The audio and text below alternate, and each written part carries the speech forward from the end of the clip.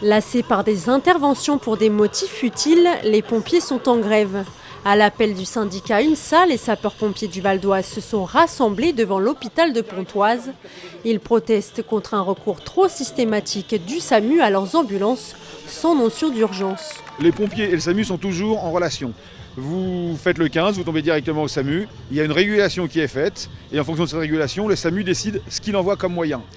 Vous faites le 18, vous tombez chez les pompiers jugent que ce n'est pas urgent par exemple, ils retransmettent l'appel au SAMU qui lui prend une décision. Et c'est ça qu'on reproche, c'est que trop souvent cette décision est d'engager une ambulance pompier et d'assurer un transport alors que l'état de la victime ne le nécessite pas. Quand on est pompier, c'est pour faire entre guillemets de l'urgence, du prompt secours. C'est l'accident de la route, c'est le malaise cardiaque, mais c'est pas de transporter quelqu'un qui a une gastro-entérite ou de transporter une femme qui est malade alors que son mari dort dans la pièce d'à côté et qui travaille le lendemain.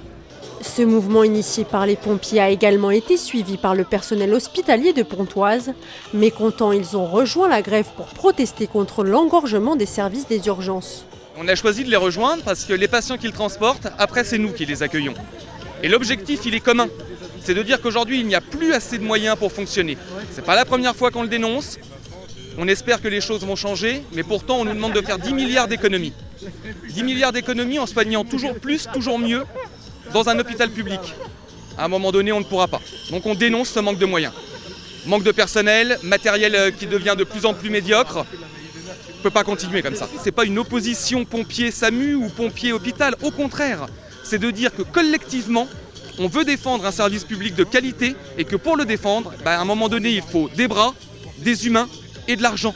Selon la chef de service du SAMU 95, l'activité de son unité a fortement augmenté depuis 2012, une progression qui ne se serait répercutée qu'à moindre échelle sur les pompiers. En 2014, les sapeurs-pompiers valdoisiens auraient été déclenchés à 1978 reprises contre 2796 en 2012. La régulation du SAMU a augmenté son activité de 15%. Cette augmentation d'activité se répercute sur tous les acteurs de l'aide médicale urgente, mais à un moindre degré sur les pompiers, ce qu'ils ne ressentent pas forcément puisqu'ils ne voient pas l'augmentation d'activité de tous les autres partenaires.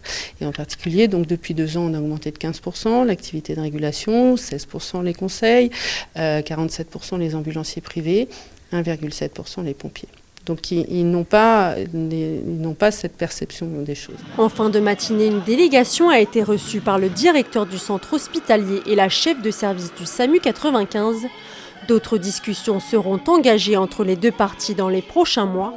Une grève qui n'a eu aucune conséquence sur les interventions.